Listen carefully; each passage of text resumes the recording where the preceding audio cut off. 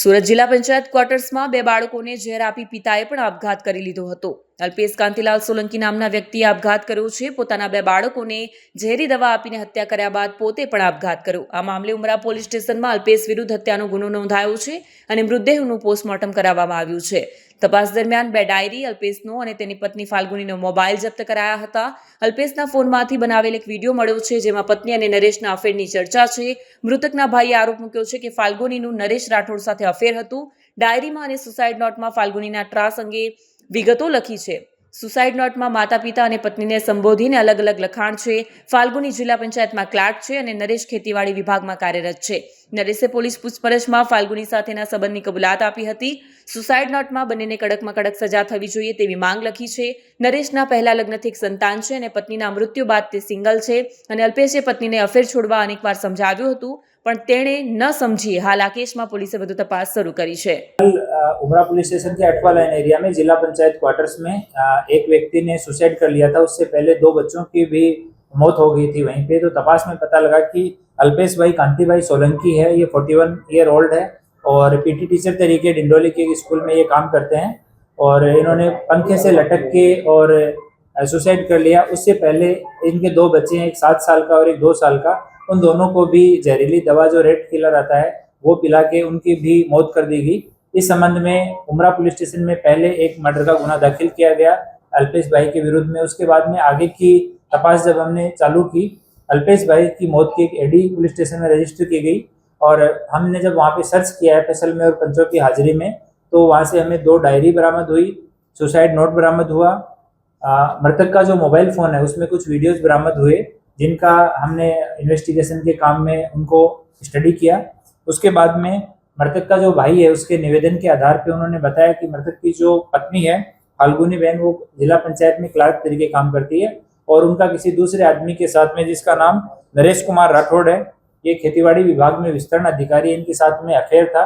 इस अफेयर की वजह से ये जो मृतक है ये बहुत ही तनाव में था और इस वजह से उसने सुसाइड किया है। तो इन चीज़ों का हमने फैक्ट वेरीफाई किए, तो मोबाइल में से भी वीडियो बरामद हुए और 2 डायरी मिली है, जिनमें काफ़ी डिटेल में पिछले 1-2 महीने से कंटिन्यू वो इस तरह के नोट्स बना रहा था कि किस किस कारण से मैं तनाव में हूँ, ये रोज़ मुझे किस तरह से परेशान करते हैं। ये सारी चीज़ें लगभग 1.5-2 महीने की घटनाएं उसमें लिखी हुई है। साथ ही बचपन से लेकर के अब तक किस किस तरह से उसकी इम्पोर्टेंट इवेंट जो लाइफ के, उन सब के बारे में भी उन्होंने सारा कुछ जिक्र लिखा है। दोनों डायरियाँ हैं वो इन्वेस्टिगेशन के काम के लिए अभी कब्जे की गई हैं। सुसाइड नोट है, 5-6 पेज का है, वो अलग अलग लिखा गया है।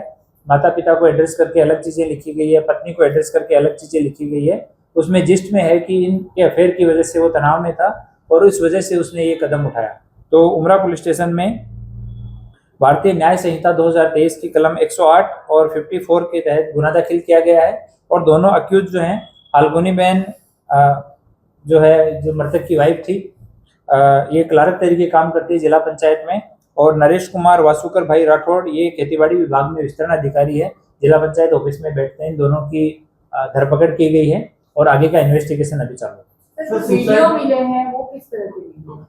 मृतक ने अपनी मृत्यु से पहले के लगभग 11 से 12 बजे के बीच में वो वीडियो बनाए हुए हैं और उसमें कि मैं इस कारण से ये स्टेप उठा रहा हूँ, जिसमें मोस्टली ये इनके अफेयर के बारे में बात की गई है कि इस वजह से मुझे इस तरह का कदम उठाना पड़ रहा है और मैंने बार बार समझाने के बावजूद भी ये लोग नहीं माने और कंटिन्यू मुझे घर पे टॉर्चर किया गया। सर, किस तरह का टॉर्चर की बात की गई? इतना उसमें डिटेल में नहीं है वो, और हम मोबाइल का एफएसएल में भेजेंगे, उसका डाटा हम और कलेक्ट करेंगे, उसके बाद में और फर्दर पता लगेगा। पर उसमें अफेयर के बाद में कि मैंने समझ किया कि ये चीज़ें बंद कर देनी है, उसके बावजूद भी उनका बार बार ये सब चलता रहा और घर में मेरे साथ अच्छा बर्ताव नहीं हो रहा था।